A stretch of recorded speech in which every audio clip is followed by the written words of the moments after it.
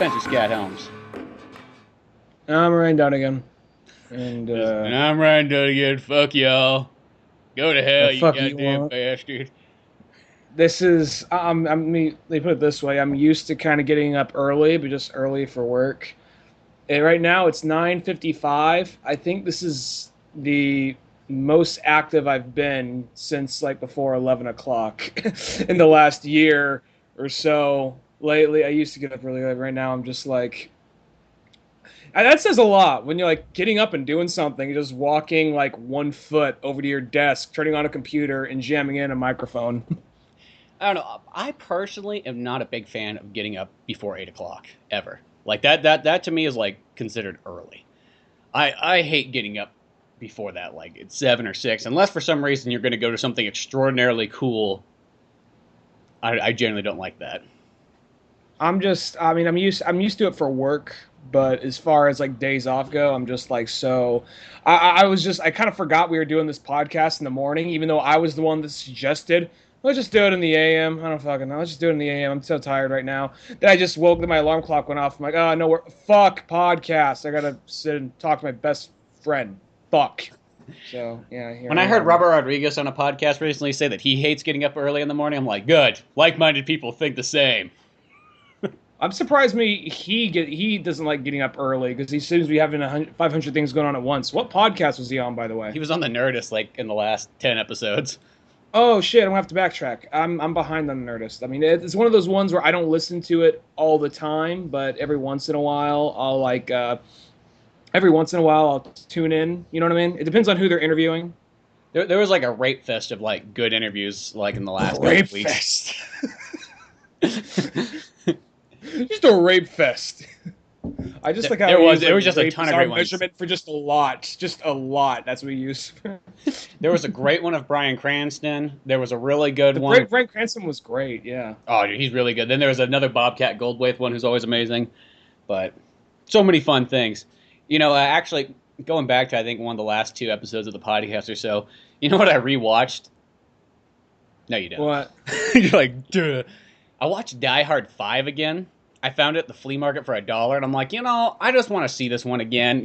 Just what's it like a second time? I already know what you're gonna say, but go ahead. It's actually much better than I remember.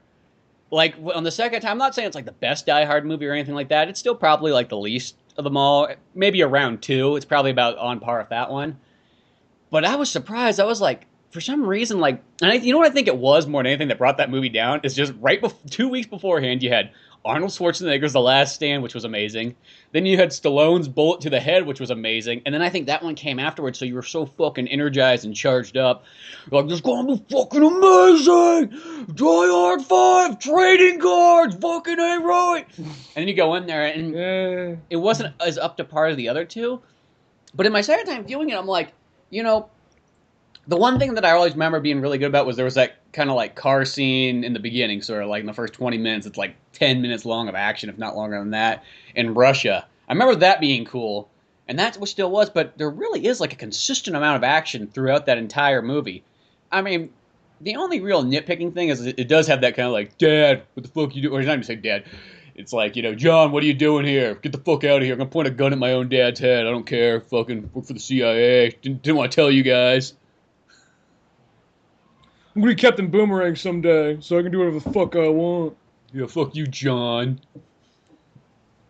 Now that guy's Jai Courtney. That was the guy that was Kyle Reese, and now he's Captain Boomerang. Yeah, and it's one of those ones that's like he's just kind of bad for about half the movie. After a while he starts to get a little bit better. He still feels kind of. He realizes his dad's smart, even though his dad kind of like just funny. His dad shows up and he's just like when he comes up like. In that van, they're like, oh fuck, we're on the mission right now, we gotta get out of here. And he's like, son, what the fuck you doing? I came all the way here from New York, what the fuck you doing? Let me in the van. Just like he's just literally like, hey, it's just like I mean, I guess he doesn't know his son's a CIA agent, but still, it's like, how does he randomly find him right there and just starts yelling at him in a van? So, Die Hard 5, not as bad as you remember. No, I actually thought it was actually a pretty enjoyable movie. I kind of was like, wow. Because for some reason I just had in my head like it was like almost like a 2, maybe a 2.5. Like I remember I'm like, well, there was like that one cool action scene, you know, in Russia, and that was about the only like saving grace. And I think for some reason the other thing that slightly bothered me when we first watched it in theaters was the fact that even though it's a rated R movie, there's really like there's not very much violence in it. I mean, there's shooting, but there's no like blood and guts.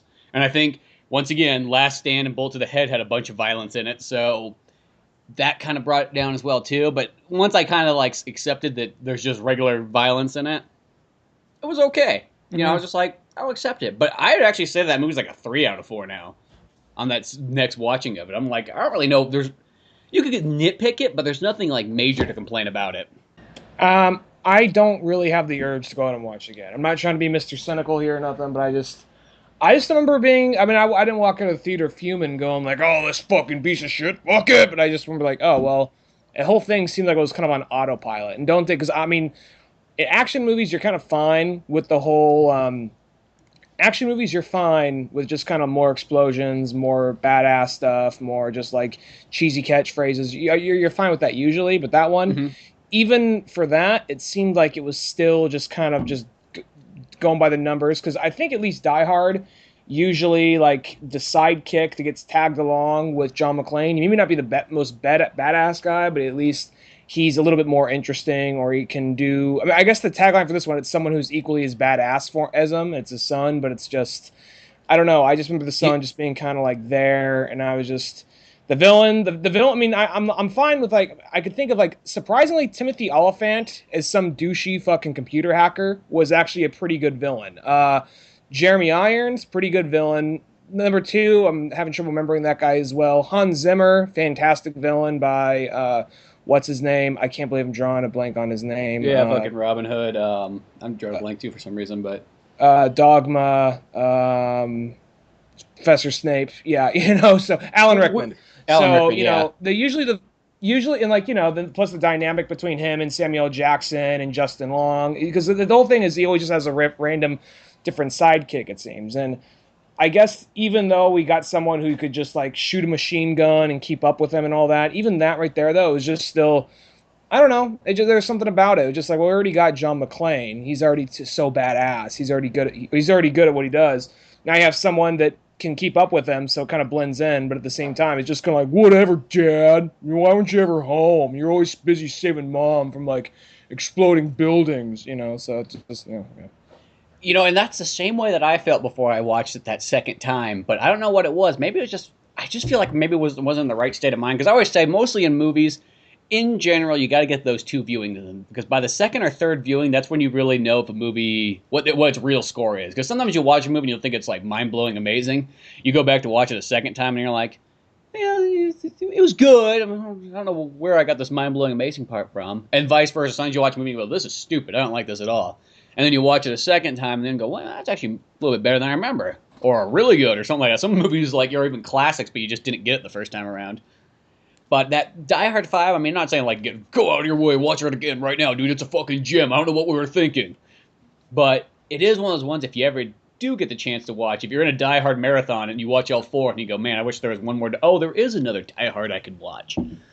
Then I think, check it out, and it's better than I remember. I mean, I don't know. It might actually almost be slightly better than 2, or on par of 2. Because 2 is kind of like, I always thought was the weakest of them all. Which everyone always talks about, like 4 being the weakest. I always thought 2 was the weakest. I love 4. Mm-hmm. 4 was good. I mean, people were complaining they made him like a super cop in that one, but whatever. I don't care. Who cares? That's okay. I'm fine with that. I think, like, the weird thing about 4, I think this is also something that brought down 5, I remember watching 4 and going like, you know, 4 was a PG-13 movie, but it felt like it had more blood and guts in it than like 5 did, and 5 was a rated R one. Yeah. But I think that's sort of, because the unrated one, that was one of the first movies I know where it was a PG-13 movie, but when you got it on DVD, they threw in some CG blood and more F-bombs and stuff. And nowadays, some fucks. Yeah, and nowadays that almost kind of seems kind of like the cheap way to do it, but I think when that movie did it, it was kind of like, well, that's kind of cool. It was the first time I saw that. It's like, might as well. I like a little bit of extra blood in my movie. So, how do you like about Metal Gear Solid 5 so far? All right, yeah, let's just cut to the main thing we're all here for. So, Metal Gear Solid 5, here's the thing. I never played 4, but I know the major plot points of 4 because I'm like, I don't know when I'm getting a PS3. And I just watched most of the major cutscenes on YouTube. I don't remember everything, but I remember a good portion of it. And then This one, did you play Ground Zeroes yet? I never played Ground Zeroes. No, this one right here, it's good, and I like it, and I'm glad I got it, and I'm gonna recommend anybody to get it, even if you never played Metal Gear Solid before. But I will say that it seems like it's a little bit of two things. It doesn't really seem like Metal Gear Solid exactly. Maybe if I played That's how four, I feel. if I played No, four, because four plays just like the old Metal Gear Solids. This one has almost like a new style. Because four still feels like you're playing 3, 2, and 1, just with better graphics. And yeah, in general, I would say it's very similar to those ones. Where this one, it almost just feels like you're playing like a spin-off, if that makes any sense. that's what I was gonna say. It almost feels a little bit more of like I'm playing. Like the riding game or something. Maybe not that much of a spin-off, but Yeah, but I mean, it feels like it's one of those things like rather than being called Metal Gear Solid 5, it could just be called Metal Gear Phantom Pain or something like that, or because it feels very much kind of because it's a matter of like just the way they change the gameplay. I mean, there's little things here and there, and I know that's Ocelot. I know I'm gonna meet. I'm not that far in it yet. I know I'm gonna meet Otacon's father because there's a guy named Emmerich I got to meet up with. I know that there's going to be other characters. There's somebody who I'm assuming is like Psycho Mantis. Yeah. I almost said that. I'm assuming that's Psycho Mantis as a kid, the person floating around in the gas mask. She looks like fucking Carrot Top played Psycho Mantis as a kid. I don't know why he's got red hair. Yeah. Like... does all these like prop gags before it kills you. Yeah. No. It's one of those things where I am enjoying the game. I'm going to keep on playing it, but I'd be lying if I said it felt a whole lot like Metal Gear Solid. I can kind of see, because this game caused a lot of bad blood between Kojima and Konami, and for how different it is, I mean, I could see Kojima definitely having a hand in this, but I could see Konami kind of pushing it further away from what it originally was. Well, this is kind of my problem of it, and this is my sort of fear when playing it, is that, it's like, okay, I've already put in like maybe 6 hours, if not a little bit more than that. Well, I feel like I've barely gotten anywhere story-wise. Yeah. I just feel like I've dicked around in the game a lot, not like intentionally. It's the sort of thing, and this is why I'm not really the biggest fan of open world games. Like, I'll say this, open world games, once they got to about that like Grand Theft Auto, they've been around for pretty much since the dawn of video games, but Grand Theft Auto I always think is like kind of like the big turn of the open world games. And on PS2, all three of those Grand Theft Autos, like, they were great for open world games. I felt though by the time it got to the next generation of systems, Assassin's Creed was cool and there were some other ones in there, but it's just started getting to the point where it's just like, this running from point A to point B and all these mindless little tasks in between just to extend the gameplay, they kind of wore out their welcome. It was like, it's fun the first, 10 games you play like that, but I think over time, it's just one of those ones that's like, okay, once you've seen, Grand Theft Auto 3, for example. When you first got that game, it was just that kind of thing where it was like, you would spend the first week not even doing the missions because you're like, holy fuck, look what I can do. I can run around here. I can hide in the bushes and jump out and beat people with a baseball bat. I can go up here and snipe people. I can take these cars. You were that kid the news was talking about. Well, no, it's just, I think everybody was that, because even like an adult, they might not say it, but I think it was that thing, it was like, look at all this stuff I can do, and this is not even the game itself, you know what I mean? Yeah. Where nowadays, if you play a Grand Theft Auto game, you get in the car, you drive to the mission, you like, fuck everything in between. Like, let me get on with this. And going to Metal Gear Solid 5, since it is kind of, because the other Metal Gear games, they're always like story-based, you just go from story scene to story scene and a little bit of action in between, but it was never like, okay, let's go run for an hour to get there. And in this one, it reminds you like a mix of sort of like Red Dead and... There's still some Metal Gear there, but Red Dead... The Metal Gear is there, but I think the problem that bothers me... Not as much as it should be, though. It's like, okay, to get to the next mission, it takes fucking forever to get there. There's always a goddamn fucking mountain in the way. Are you talking about and that mountain, you gotta go like all the way around. There's like no way to cross it. You gotta go all the way around it, always. I don't... It's one of those ones that like drove me up the wall. It's like, there's always a mountain. There's no matter what. It's like, the mission objectives could never be next to each other. Spencer? Yo. Ain't no mountain high enough. Yeah, and then like if you want to call the helicopter, Yeah, there ain't no rivers in this one, so well, a couple others, I guess, but It's dry as fuck. So I guess you can cross that river if you really wanted to. But the mountains, though, they are too high enough. well, and then you can call the helicopter to do like a sort of like a, I guess a fast travel. Well, that's not fast at all. It took fucking forever to get. You got to wait like a couple minutes for that helicopter to get there. Then you got to get in the helicopter, and then you got to wait a couple minutes inside that helicopter. And it costs you money. Yeah. So it's the only thing.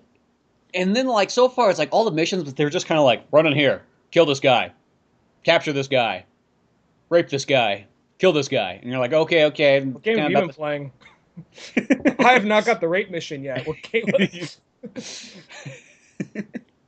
So like it's one of those ones like it's fun the first couple times, but after a while it's just I felt like I've only had like 2 like actual story missions so far in this entire time I've been playing it. The rest of them just kind of feel like building up the base and I kind of get that part and so on. I just hope that it's one of those ones there's just not a bunch of like in between kind of like same old missions just over and over. They just might be like they're there to extend the game. You know. Have you raid a couple camps, it's kind of fun, but after that, then it's kind of like after you raid about 3 or 4 camps and take them over, you're like, okay, been there, done that. Like, can we carry on? And my fear is that like, because I look at the percentage, like, okay, for as much as I've played it, I'm only at like 4 or 5%, and it's one of those ones that's like, now a lot of times a game you mostly will beat it around 60%, and then the other 40 is just going out and collecting small crap that you don't really need. But even still, I'm like, if this is the case, I have a feeling that I have this fear that I'm going to get bored with the tediousness before I can finish the game. And it might be one of those games where you put down for a bit and then come back to it later on. That opening for the game is amazing, though, when you're in the hospital. Did you like that? I liked that. You didn't like it? Well, I felt like I already saw it already because there was there was that part in Wolfenstein 4 where he wakes up and it's like 9 years later and he's in a coma. Oh, literally that? It's literally like the same thing. He wakes up and you're sitting there and the doctor's there. But this one's almost a better kind of turn of events because you wake up and you're all, where am I? Where am I? And then you start seeing these Nazis come in and you don't know what's going on and they start killing nurses and so on, just like in Metal Gear Solid 4. But then in this time period, you realize it's like, oh, wait a second, it's like 1963. And he's like, why the fuck is there Nazis still there? Like, I thought we were like at the end of the war, like when I went in the coma. And they're like, no, the Nazis actually turned up. They had, like dropped a nuclear bomb, I think, on New York or something like that. And it's like they've taken over the entire world. So you wake up into this completely different world where everything's run by Nazis. And so it was pretty much about the same thing, except for they make it kind of more badass. Like you've been 9 months in a coma. Instead, like Snake, who has to like work his way, it's like a Nazi guy comes by at one point. You grab like a fucking fork and just start jabbing him, like, oh, and then grab a gun and just start blasting your way out of that place. That's pretty awesome. Well, I think it was kind of cool to like. Because, for a while, like, Kojima was going to do the Silent Hills game. And this, really the first, like, I'd say 30 minutes of this game is a survival horror, the way they go about it. And, well, yeah, it's just the kind of... It's kind of like... Go ahead. I would say it's got kind of that slow build-up where you go from where you can barely move to where you can partially move to where you can get pretty good. And then you finally end that kind of chapter with, full mobility, in a sense. I think it's kind of cool. I feel like, okay, maybe if I didn't see that Wolfenstein one already, it would have been a really cool scene. But when you kind of saw it already, it's like I've kind of like been there, done that. And it kind of did take a long time. It reminds me of one of those scenes that if I went back to play that game, I'd like to skip that part. I don't know if I'd want to do that again. Because it is kind of... it's cool the first time, but it's kind of like a tedious like work up to getting to like the actual gameplay. I guess it's the whole thing. I just thought it was cool. Like, I just never really seen a game do that before, where it's like you can barely walk to full-on walk, and I'm sure other ones have done that, but I just haven't seen that so much. And I thought it was cool how Ocelot, you know who it was, but you didn't know who it was at the moment, but Ocelot was the one leading you out of there. And then just the whole, kind of just like, I'm assuming that big fire guy might be, what's his name? Colonel Vulcan from Metal Gear Solid 3. I might be wrong, or maybe it just was be some kind of like spin-off or other rendition of him. You know what I mean? Yeah, inspired by him. Because if you look through all the fire, he's just a big flaming guy. But if you look at the suit, kind of it has a similar kind of like pattern and kind of style to his whole getup. But I don't know, maybe it's just like someone inspired by him, or it's his cousin or whatever. But it's regardless, I still think it's a fun game. But it feels like what you said. It feels a lot more like a spin-off than actual Metal Gear game. And it's even small things to the level of just like changing all the voice actors.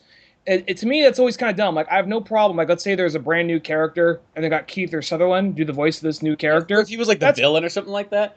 That's cool. That's fine. But it's the second you just kind of like, I mean, you're playing a video game, but the second you have to go and try to like think like, oh, well, no one's gonna spend $65 on a game because Keith or Sutherland did a voice for a character and says maybe about 10 lines. In the whole and I'm gonna say this too. It's like, okay, the people that Keith or Sutherland appeals to, in a sense, I mean, we like him, you know, Young Guns too. But like, okay, like, do you think that most people in the age range of like 10 to 30 like care that much about Keith or Sutherland? You know, no. He's sort of like an actor that more appeals to like parents. I feel, yeah, people that are like 40, not even, 40s, 50s, 60s. Like that's who it's kind of appealing to. So that's why I thought it was kind of a weird choice. All I know is that Konami must have been like, that 24 show was good. Throw that guy in there. Like, I mean, I don't really know if Konami's who's running it now. It really sounds like a Japanese guy who doesn't really understand American culture, just knows the grasp. Like, well, Americans like celebrities, so for this video game that's going to be all first person view, go get the guy who was in Walking Dead, that Daryl guy with the crossbow that everybody likes. Get him. I know that, you know, Metal Gear Solid has a pretty loyal fan basis, and they have been with us for years, but regardless of that, fuck David Hayter. Let's go in and get this guy that's kind of a different demographic, but, you know, like, I'd be totally, like, if they made the movie and, like, Sutherland was like Big Boss or even like Old Snake or something, I think that'd be fine. Yeah, but exactly. But strictly in the sense of, like, the video game, it's like, I'm not going to say fuck this game for getting rid of David Hayter. And I'm not even saying fuck the game because I do like the game. No, the game's a really good game. But it's one of those things, it's the small things like that. I have trouble remembering I'm playing a Metal Gear Solid game, even down to the voices like, I don't know, the voice of Ocelot. Is that even like a celebrity right there? Maybe it is a celebrity, but the voice of Ocelot, why'd you have to change that? Because that was one of those, you know, I know he's not as old yet, but there's still... and I think that's the thing too, it's like, I guess... See, like, Ocelot I can at least kind of understand, because you kind of have the old voice for Ocelot, then you got the kid voice for... So he's like sort of middle-aged now, so it's like, I can see that one being slightly different, that makes sense. But I will say this, though, have you noticed that, like, Snake has almost, like, no lines in this one, though? Probably because the one's probably more expensive. Well, it's one of those ones, because, like, you're kind of used to Snake being sort of a motor mouth for some reason, like, that's kind of what he's always doing, he's always like, this is Snake, you know? Colonel Campbell, what the fuck's going on here? Why am I here? God damn it. Yeah, he'll, like, talk back. It'll be like, you know, he'll even though, like, he's always asking a question, like, yeah, there's a new Metal Gear. Metal Gear. Or like, yeah, you got to go hide inside that cardboard box. A cardboard box. You know, everything always is a question, but then the second he gets a chance throwing his 2 cents, this VR, it's what perfect way to create a better soldier. War is a video game. Takes away the fear. You know, he goes into, like, his whole war philosophy. Like, he kind of has, like, his Batman inner monologue, though he's saying it out loud. And then someone's on the other side of the codec, like, okay, yeah, so just go hide in that cardboard box in the corner, okay? Well, it's one of those ones, like, and I will say, like, I kind of miss that. It's like, because now, like, I mean, I feel like Keith or Sutherland's Snake barely says anything, almost, and it's just kind of weird because it's like, I bet it's because he's expensive. For a while, I'm like, is he even going to fucking talk? I was wondering that for a while. Well, yeah, no, it's like, God, fuck, is he like Link or something like that? He's just like, that's all we can afford Sutherland for. Just like the rolling, like, Snake. Yeah, just, I mean, that's probably it. The only thing I can really remember is all the sound effects he kind of did. He didn't even do those. Probably somebody else came in and ADR'd that stuff in. Or I guess not ADR, it's a fucking video game. I could see him kind of looking at, like, the script. I mean, I don't really know what Sutherland's like as a person, but I can kind of see him coming in, look at the script, like, what the fuck is Lale Lule Lo? No, just say it. Quit questioning every fucking other line. But it's just one of those ones, like, because that's almost sort of the draw to Metal Gear is lots of times all Snake's chatter. And that's one of those ones, like, this game is still a sweet game. Really, it's like, and the Keith or Sutherland thing, I just kind of accepted it. It really pissed me off in, like, the Ground Zeroes thing. And it felt like it's one of those ones, like, I love Keith Sutherland as an actor. I just think that when it comes to this, it's like, I don't know. He's no David Hayter, and I don't like when sort of regular actors take voice actors like spots. Mm-hmm. And plus, 24's come back too, so it's like he's got a job. He's good. Yeah, it's not like he needs it. You know what I mean? But the thing is about it, it's like I almost kind of wish the game, because it was just not open world. I just don't think it works very well for Metal Gear Solid.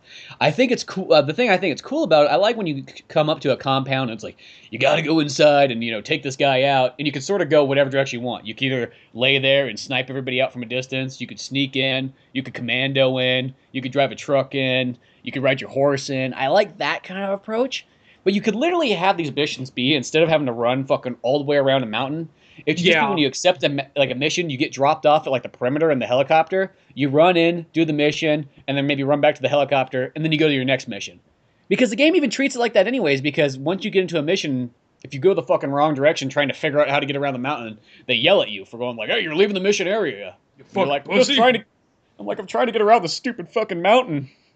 This is the quickest way. Can I do it? No, boss. Nope. You can't. Go the long way. Boss. And then you end up fucking running around. And I think the other thing, too, is, like, it's not like anything's very fast. Like, the horse is, like, the fastest thing you got. The Jeeps don't go that fast. The cars don't control that well. Maybe you get better cars later, but right now they don't really control that great, in my opinion. And I know they're supposed to be kind of just old cars and so on, but it's one of those ones, like, I think the game's good, but I just have this fear that, like, it's going to be like, you do one story mission, and then you have to do 10, like, go here, capture this guy, go here, shoot this guy. And then you get one story mission again, and then so on. And I feel that if that's the case, it feels like the game's going to, take a long-ass time, and I might get slightly bored. And I'm not going to lie, I actually did get slightly bored. I put in my Mad Max game instead after a while and started playing that, and that one was a little bit more interesting. It's my next game after this. I knew I wouldn't buy. I can't buy them both at the same time. I got to buy them later. Well, but, I knew that was the wrong thing to do. Like, was to put the Mad Max game in while I was playing the other one. But I just kind of was like, I just want to mix it up. Go run around a goddamn fucking mountain. So you gotta go run around. You gotta go drive around a mountain in this one. Well, yeah, Mad Max. At least you can fucking drive up and over mountains in that game, and you have a car that goes way faster. I will say that, like, even though this is one of those things that it's kind of like I don't know how much it set them back. I really don't. But, like, they put a lot of random 80s new wave stuff in this game because it takes place in the 80s. That's another thing they're doing, like, like Konami. I feel like Konami's trying to Americanize a lot of their stuff by getting big actors, make them do voiceovers, even taking their likenesses in certain moments, and then making grabbing a bunch of licensed music. Because this game, it's not that it's a bad soundtrack, but there's like a good handful of 80s new wave songs, and whenever you go to a Russian base and they got a radio, if you go up to the radio and like push like circle or something, you can take the cassette out of there, and hey, you got one or two new songs maybe. And it's one of those ones like, yeah, because well, it's like they did that with Castlevania. Castlevania was the first game where they tried to really like not Japanese it anymore. Because in those last the last 3 Castlevanias that came out, and I enjoyed them. I know that like other people didn't think they were the grandest, but I still had a good time with them. But they did, like, there was just something missing in them. It was just that sort of thing, like, it almost felt like you were more playing a Lord of the Rings game than you were playing, like, a Castlevania game. And then later on, I realized it's like, oh, well, I know why. You also got a bunch of Spanish and Italian guys making this game instead. It wasn't Japanese. And I don't know what it is. It's like, Japan's sort of like, it's probably due to their numbers. I mean, like, you can't blame somebody if they go, like, fuck, we're not making money. We're going down each year. We got to try something different. I mean, obviously, at some point, you got to try it. But I don't like when they, in a sense, when they take with the anime-ness of things. Because anime, I think, people may, like, stereotype that thing, but that's sort of like what makes Japan stuff what it is. When it has that slight anime look to it. And you could even say Metal Gear Solid has a slight anime look to it till these new ones. Like, there was always just a bit of it in there. I mean, you got your giant robots. I think sort of the way that there's always a lot of talking going on. Fucking ninjas and all that kind of stuff too. Real dramatic turns out of nowhere, best friends betrayaling, that kind of stuff. Yeah, and that's betrayal. And that's like how Castlevania was too. Castlevania always had a slight anime look to it. It had the anime gothicness. And then that other one, it's sort of like they try to make it look like it's an American game or a European game or something like that. And it made sense once you realize you look at the credits and you see there's a bunch of like Mario's and Luigi's making it and so on. It's like, I'm just imagining an assembly line of a bunch of guys in Mario and Luigi's hats. Like, my name's Fredo. Can I take this hat off? No, you're fucking Mario to me. So it's like one of the ones that's like, I don't know. It's like, why sell out what you are? You know what I mean? It's like be different. Be like, that's, in a sense, that's why I like Japanese games, is I like them because the way that they were. And I think that's just because, like, I played Japanese games my entire life, and I've grown to really like that style. And the American ones, it's like, there's American games I enjoy, but it's not really, unless it's something like Gears of War or something like that, it's not generally not my main genre of stuff. I'll say that, like, Metal Gear Solid has always felt kind of like a cross between anime and then a little bit of Michael Bay and then a big Tom Clancy story. Mm-hmm. That seems Escape from New Yorkness to it too. Yeah, with a little bit with John Carpenter, which this one has a lot more of, like, it has a little bit of that kind of like 80s. I like some of the music they have in this one, like not just the stuff you find, but it has that kind of like 80s synthesizer music and parts of it.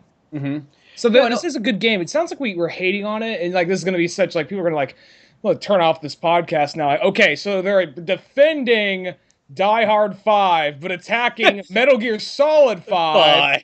We're like the opposites on all this. But no, I'll say get the game. It is good. It's just it doesn't seem like Metal Gear Solid. That's all it is. There's hints of it, and I think that if you don't even call it Metal Gear Solid, just call it Metal Gear Origins or Metal Gear, like, Big Boss's Day Out. I don't know. Just call it something like that. And, like, I think it would have been, like, a little bit, I don't know. It does not feel like Metal Gear, because this is a sequel more to Peace Walker and Portable Ops. These games Peace Walker feels very Metal Gear, so. Peace Walker feels very Metal Gear?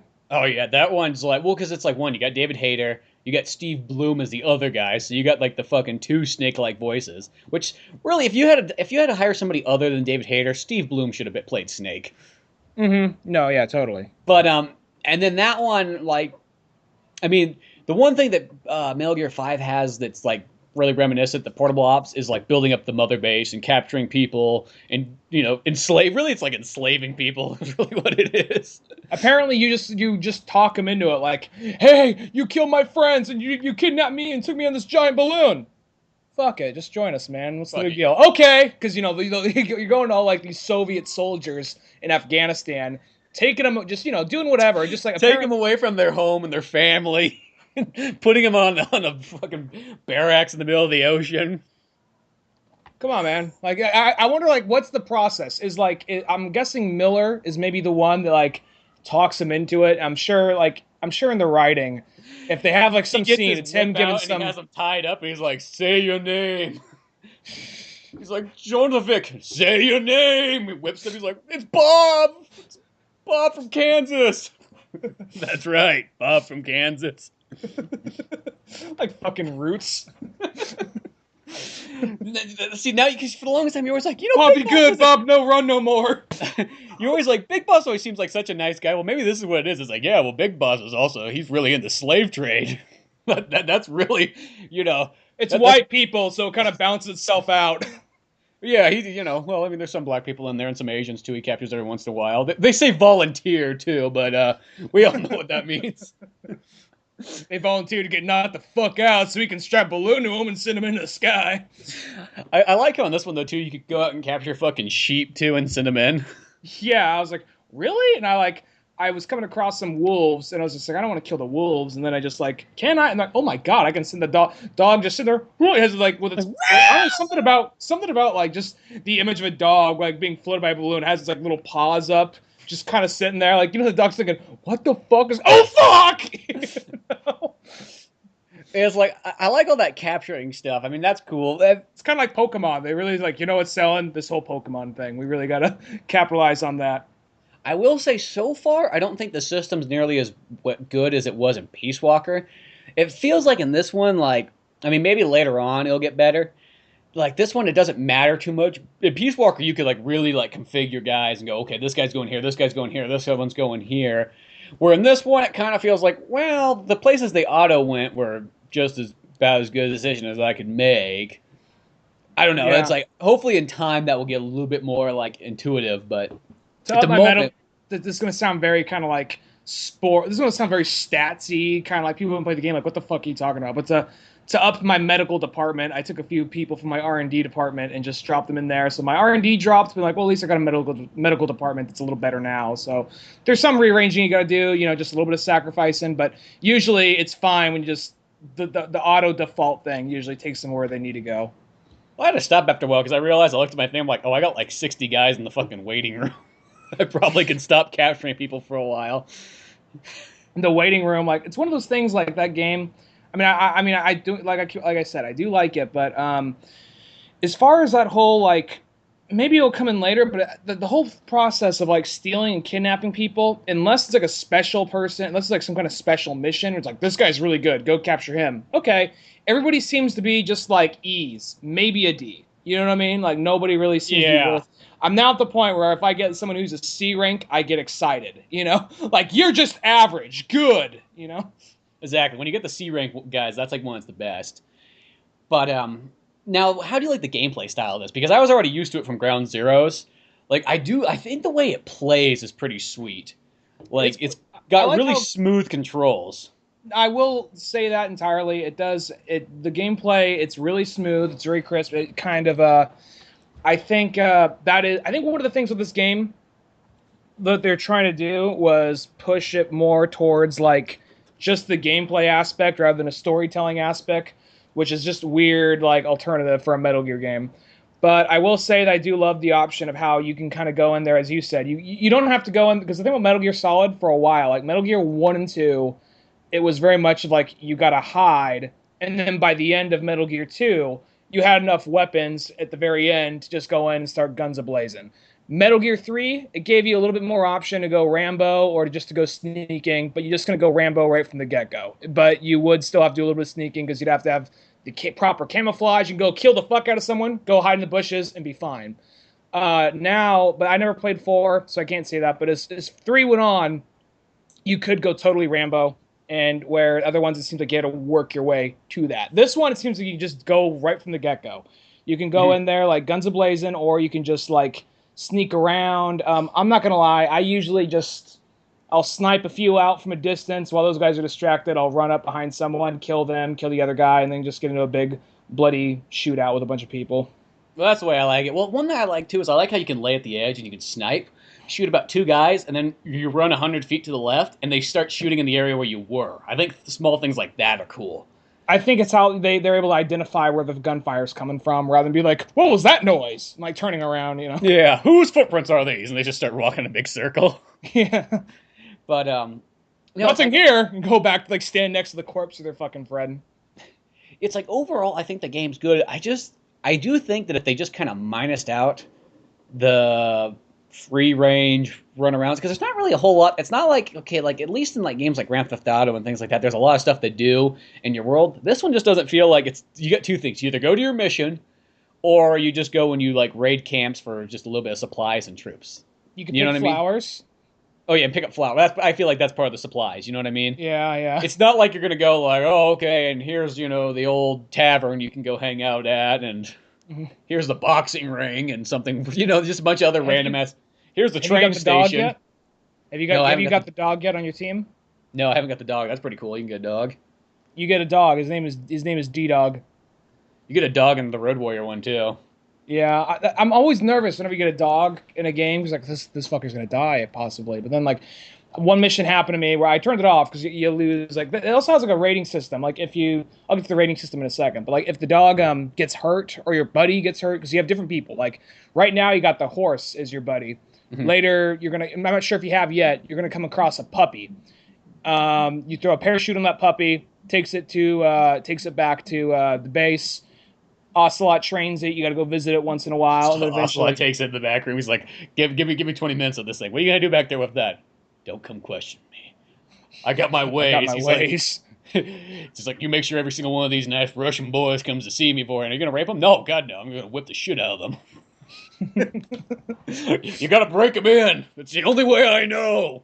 Because he's Russian himself, so it's a little like... Russian, I'm Russian, like little R&R, like cracking his knuckles. But No, but he gets the dog. Every time you go to the base, you visit the dog. Dog will be happy to see you. Follow around, it's a little puppy, and then once you get a certain point with the story, I'm assuming. I mean, I'm not sure how like open ended the game is. Once you get a certain point with the story, because I mean, you have the option to just bypass the dog or just to capture the dog, but by the time when you get to a certain point in the story, he's like, oh, the dog's all grown up now. Just this big ass, badass, like husky, like wolf. He's like, take him with you. His name is Dee Diamond Dog. You know, so it gets on the thing. So it just becomes like, and the dog has a little eye patch like you. So it's like, that's funny because in Mad Max, the dog has like the same name too. His name is Dinky D. Dinky D. I'm gonna. You know what? It's one of those things. I bet like. I want to surprise me the least bit. Now, Mad Max might be a better game. I don't know. You're going to have to tell me in a few minutes. But might be a better game, but I will say that I know this game was in development longer. And, you know, there's probably just some little, like, program laying around. Like, we know we can do a buddy system. You know that Metal Gear game? They got a fucking dog. Yeah, we'll give him a dog. Fuck it. Mad Max was the original. Yeah, do that. Well, Road Warrior had a dog in it, too. Yeah, that's what I meant. And then Dinky D is, like, what the name of, like, the food that he eats in the Road Warrior. The dog food. Mm-hmm. Which in Mad Max you picked that up too. But really quickly, let's take a pause here. Laura's got a massage in a bit, so what I was thinking, I was just going to take my computer with me, and then we'll do part 2 of this podcast down at the office.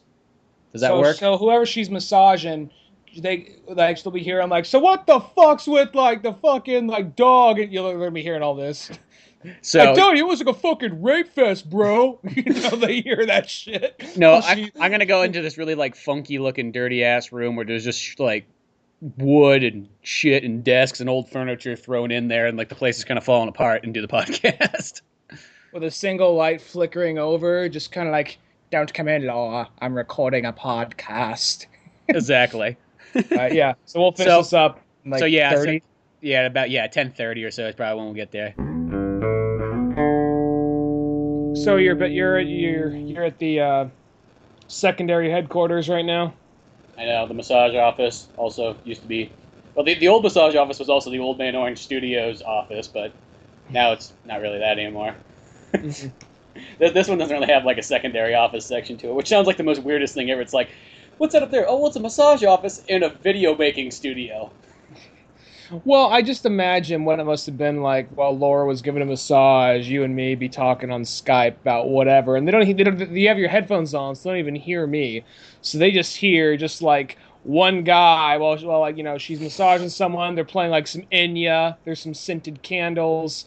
All of a sudden you hear like, you know what, I don't give a fuck. You know what? Expendables is fucking awesome. Fucking guns, explosions, fuck y'all. You know? Anybody that tells me they don't like Expendables 3 can go fuck themselves. Yeah. Righteously. But going back to, let's see what we were doing. We're having a kind of a Metal Gear Solid 5 and Mad Max video game talk. And yeah. In Metal Gear Solid 5, it's one of those ones, not saying we don't like it. It's kind of weird. Sometimes we'll get these kind of things where it's like we really like something, but there's just one thing you can kind of nitpick, or a couple things you can nitpick. This one's really 3 or at least 4 things I can think of off the top of my head. Yeah. It's just one of those ones, like, I just don't think that open world is the perfect thing for it. And I know that now that's kind of it's sort of been the trend thing. And I almost thought the open world game would have kind of, you know, slightly died out after the PS2, like, you know, beginning 360 era. But that's really, like, the thing that's people really want, that open world experience. And to me, the only thing about it is what open world says. It says, hey, you're going to have a bunch of these fun missions. You can kind of come to them however you want. There's going to be a lot of shit in between, though. And you're not going to... It's going to be like work. You know, it's not going to be like a game. It's going to be literally like going to work. You almost feel like you should be getting paid to do these. The thing about open world games is I feel like... Okay, I'm going to make just a little comparison here. Even though Metal Gear Solid, like, 1 through... I haven't played 4, but at least 1 through 3 are far more linear. I guess it's one of those things, it always felt like something new and something different, though. I mean, there was some backtracking, but it's like there's a linear path you had to go down. So, like, oh, assuming that, like, what's at Shadow Moses? Okay, so I'm in this compound. Oh, wait, I'm in this more icy area. Oh, this is like a nuclear room. Then there's places you can't go back to, you know? I mean, there is some backtracking, but you're always going to a different area. Some people may say it's all, like, gray and like, ice, but, I mean, I remember that game being visually interesting enough. You know what I mean? There's always something new going on in that game. And same thing with like 2. Well, 2 I'll say was a little stale because Big Shell wasn't as visually interesting as Shadow Moses. Yeah, I think that's what brings down number 2 is that in my last playthrough, it's just kind of it's got kind of a boring looking scenery. It's just not as fun. That's why I think I literally think it's my least favorite one due to the. But scenery. you go from you do go from like I think I don't know. I got to play this one more. I think 5 might be my least favorite. I got to finish it more. But yeah, I've only put 6 hours in or so to 5, so I can't really judge either, it yet. But yeah, it doesn't hook. But I will say it's not as good as the first 4. I'm not hooked. I'm not hooked in like I was 2. Regardless of 2 scenery, and you were playing as Raiden most of the time, I was hooked in. You know. Well, because everything else about 2 is good. I just think it's just the scenery is just kind of same old, which that's what I love about Shadow Moses is it's, it starts off, you're kind of in the snow, then you go into kind of like compounds and so on like that, but then you go back out to the snow again. I guess it is kind of the same thing over, but I don't know. But it looked different though. Interesting. I want to say it looked different, like the different areas of the base varied up, where where most of Big Shell was just this big orange oil tanker in the middle of the ocean, and a few little there's the pool where you can't go in the water and because you sink in if you go in, and like Vamp comes out or whatever. There's some areas that kind of stood out a little bit more than others, but most of it was just this big orange tanker. And I just remember playing Metal Gear 1 and Twin Snakes as well, and just remember it being, even though you are just in basically the same area, it looked different enough as you progressed. Same thing with number 3. Number 3, Number 3 is very progressive. That's why that game's. It's so close to being my favorite, but I still think Twin Snakes will always be, or the original. Because you got the jungle. You go into military compounds. Military compounds vary as the game goes on. It's rarely you backtrack to parts of the jungle, but a lot of times it's something a different part of it, or a different kind of kind of forest. You know what I mean? So it's like. Things about that game it felt like a very long game. The thing about like a more linear story like that is it seems different. Now, even though there's more freedom, you can do more whatever you want in most open world games. The thing about it is you're kind of just going to different spots of this open world and just replaying just this almost sometimes the same mission just in different areas. You know what I mean? But it's this area you can go to anytime you want, you know? And number 5? Number 5, I'm going to say that for a lot of open world games. I mean, the last open world game that I played that did not really feel shoehorned at all was... now, keep in mind, I loved Arkham Knight and I loved Arkham City. But... I'll say this. I don't think Batman is really that much open world. I mean, it's technically open world, but it's still kind of like a linear game, because you either do one of two things. You either go to your main mission, or you go to a side mission. There's not a bunch of... other than the Riddler trophy and stuff like that, there's not a bunch of like little things in between. I mean, I guess there sort of is. But I guess it's kind of like... But maybe it's because the game's only like around 15-hour mark, so it feels more in a linear path. I'm going to say the last one that felt... I mean, even though like Grand Theft Auto has some of these, Grand Theft Auto 5 was the last one, because there's certain areas and certain things you can only do on certain missions, so out of that, it doesn't feel as repetitive. Yeah, you go to certain areas to do like the same mission over and over, but for whatever reason, Grand Theft Auto 5 felt linear enough to me.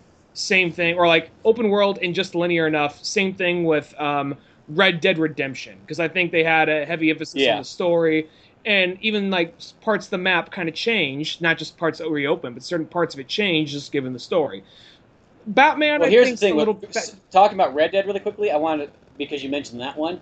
Here's what I like about Red Dead is like every single time you go to do a mission, though, you get some story. It always builds upon each other. Where I will say in this Metal Gear Solid 5, you're just doing these missions for God knows why. You know what I mean? Other than, I guess, to technically build your base. It's not like...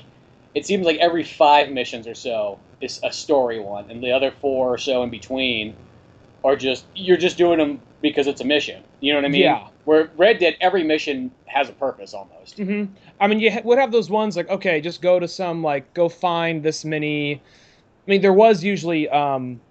You're right. Even the side missions had a little bit of a small story, but occasionally there would be the occasional random one where it's like, okay, some lady is pretending to be stranded, you go help her out, and 3 guys try to ambush you, or something to that effect. You would have the ones that were just kind of the same old, and it just be the same thing happening. But for the most part of it. Most of the missions you played were these, like you said, story based, even if it was a side mission, like the Stranger missions or something like that.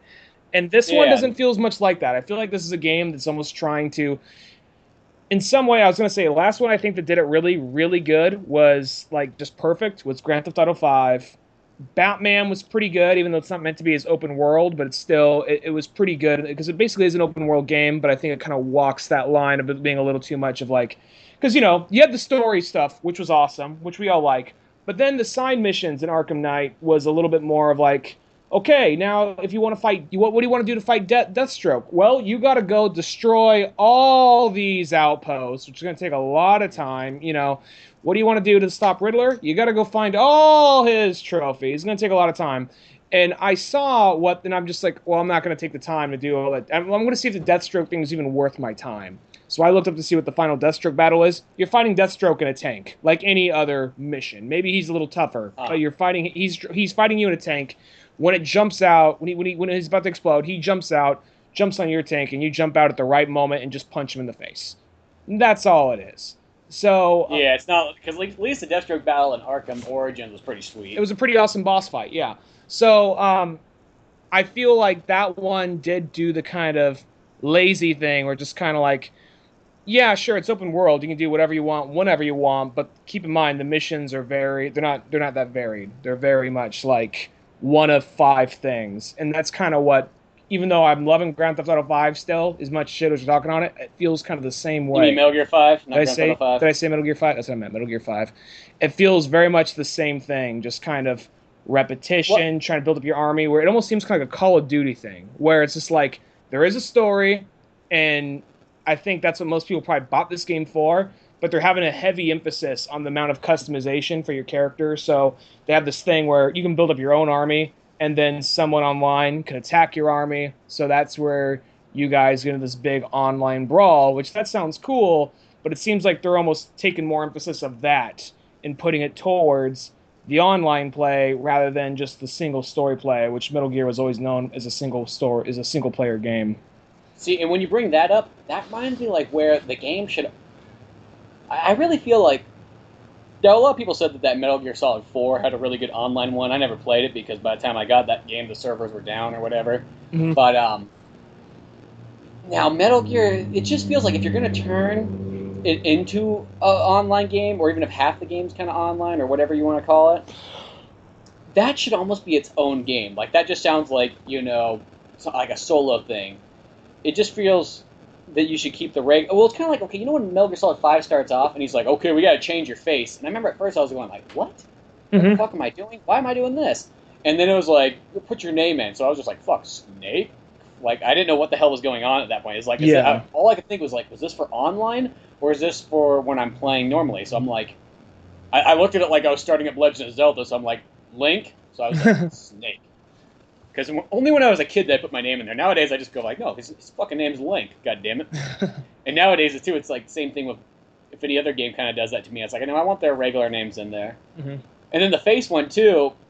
And then I kind of put, like, it was kind of weird. It's like, what? I don't want to change Snake's face. It's like, I came here to play Metal Gear Solid. Can I get David Hayter's face, maybe? I just played around with it. Like, I know this. I'm like, I don't know what this is going to be exactly, but I gave him, like, Vulcan Raven's tattoo on the face, but they're like, oh, this is for the online avatar. Okay, I just put that together. I haven't gone online, but I'm assuming it's for. Well, that's what I realized too, is because it was like, oh, because I kind of gave him this like Green Arrow look, and I was like, oh, okay, that's different, I guess.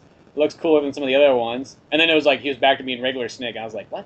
I was so confused. Because they'll get a chance to operate on as the attack came in. So and that's just, I guarantee you that's something for your character when you do the online game. Yeah, but yeah, no, it's like okay, because it's.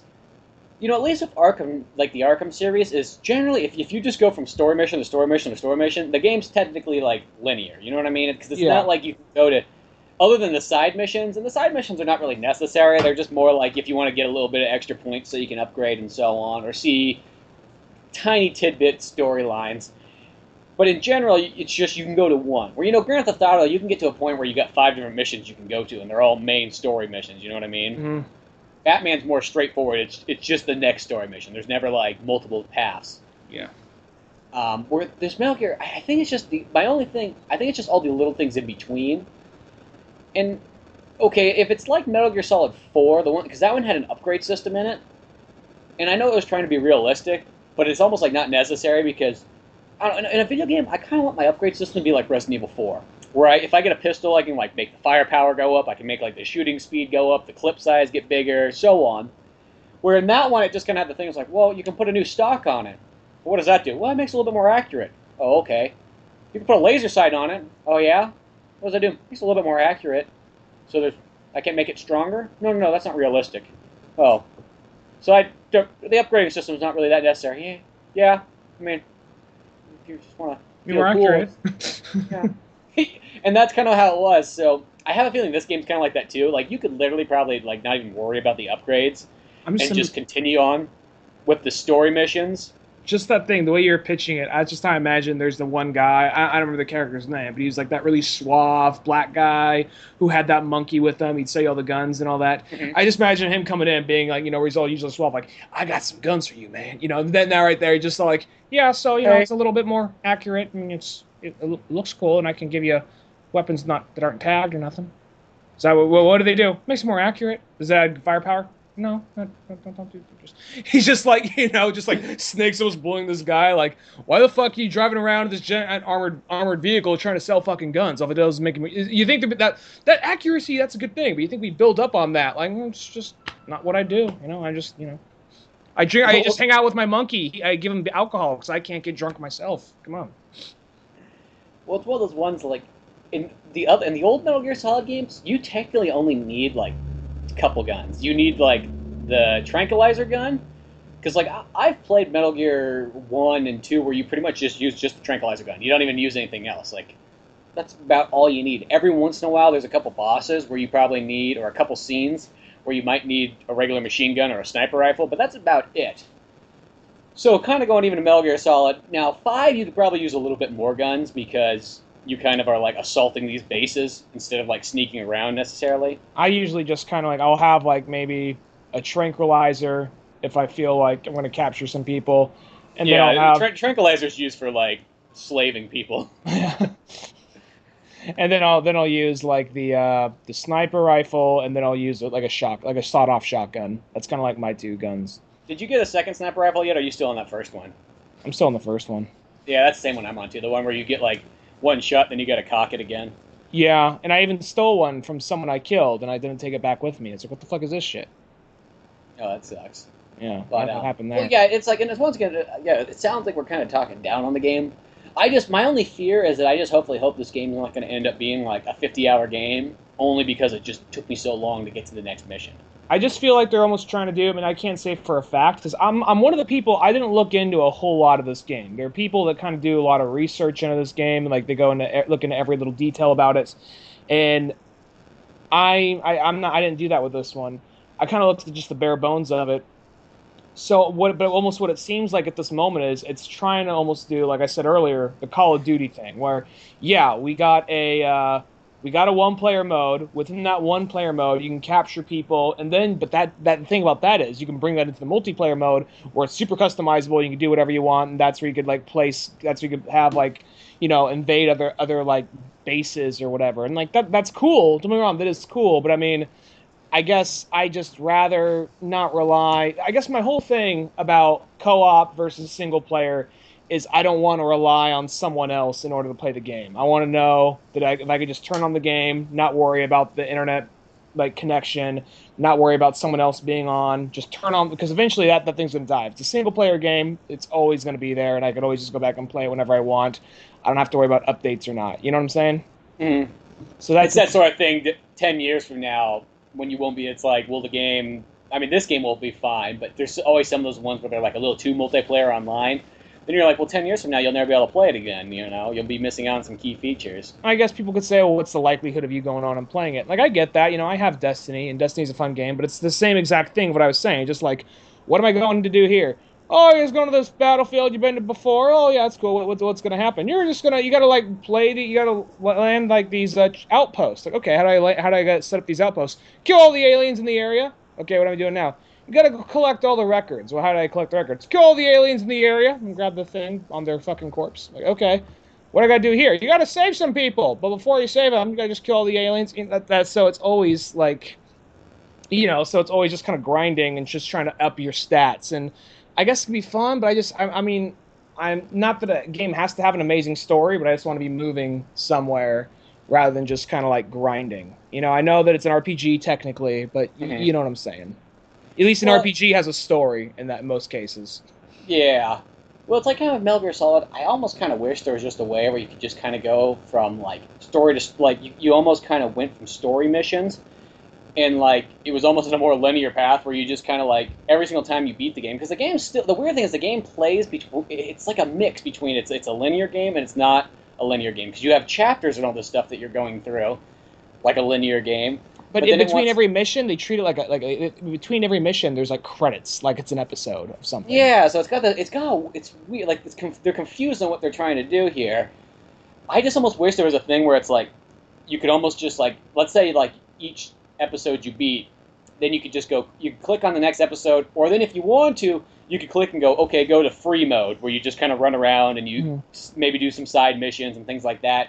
But you almost didn't have to. You could always just keep going to the story mode and just continue on. And then every once in a while when you felt like, well, I feel like I need some upgrades or something like that, then you could go to the free mode and go run around, do the regular collect your bases, kill guys, capture them, find supplies, and so on. But if you want to, you could literally just go story, and not have to, in a sense, dick around trying to get to the next story mission. Because it's always those ones where it's like, you got to go around the goddamn mountains. There's always about 10 fucking bases in between it. And as I said, the first couple times you raid a base, you're like, this is cool. But then after a while, it's like, God damn, another stupid base. Let me go kill these 5 guys just so I can claim it back. Have you caught Quiet yet? No, I don't think so. The last story-driven mission I did was where I got the Bumblebee or whatever, the Stinger missile launcher thing. Where you fight against like the ghost guys or the skulls or whatever. Yeah, the skulls. That was cool. I thought I just had to run from those guys, but then I realized, oh wait, I can actually fight these guys back for a minute, and that was actually pretty. At first, I was using the missile thing, then I realized, oh wait, I can use my shotgun on these fuckers. I was kind of wondering if I tranquilized them, could I capture one of them? But I didn't. I was already like the guy was already because I didn't realize he had the blue bar, So I was like, God damn it, whatever. Next time, I guess. It took me so long to find that Stinger missile launcher. I was running around forever, like, where the fuck is it? And then it's finally like, oh, I finally ran across. It was like, there's so many like corridors in that stupid cave. Yeah, but I didn't realize. I realized it's almost easier just to run by those guys. I didn't realize until I was in the last one. Run by them real quick with a shotgun and just keep running, just like trying to avoid death. And then when you come around one of them for a second, just shoot them, then keep running. Mm-hmm. I didn't have the shotgun. I only had my machine gun and my sniper rifle. So. I'll say that even though I think it's kind of cool. Sometimes there's like this new, I guess. I'm not sure if it's a reward system or what, but you got this new like ranking system, like your heroism thing, where if you just kind of go in badass and just kill the fuck out of everybody or do something heroic, you'll get like, oh, your heroism goes up or it goes down. Like I know there are moments if you shoot people and they're on the ground crawling away, your heroism goes down. Does that happen? Yeah, like because sometimes like with the machine gun, at least the machine gun I have right now, it's not that powerful, so it mostly always knocks the guys down. So you got to go up and fucking shoot him in the back of the head. Well, that's one of those things. Like that's like to me. I mean, I'm not saying that is a nice thing to do, but it almost seems like okay, well, I could let you sit here die in your own like piss and shit, or I can just put you out of your misery. I gone this far. You know what I mean? What like would I get a higher heroism score if I just shoot you as you're lying over there and just stand over you and just watch you as you fucking die? Well, heroism up 100 because you didn't shoot him while he was crawling away in pain. Or if I kick him while he's there, just like fucking die. Yeah. Or it's like one of those things like okay, the concept of Metal Gear Solid, I get what they're trying to do, but the original concept of Metal Gear Solid is they saw me, fuck, I gotta hide and get away. This one. They see me, you run away, fucking pussy, dropping your heroism down by 300%, you fucking bitch. Just like, that was the original concept of Metal Gear Solid. The fucking puss out and like run around them and slit their throat.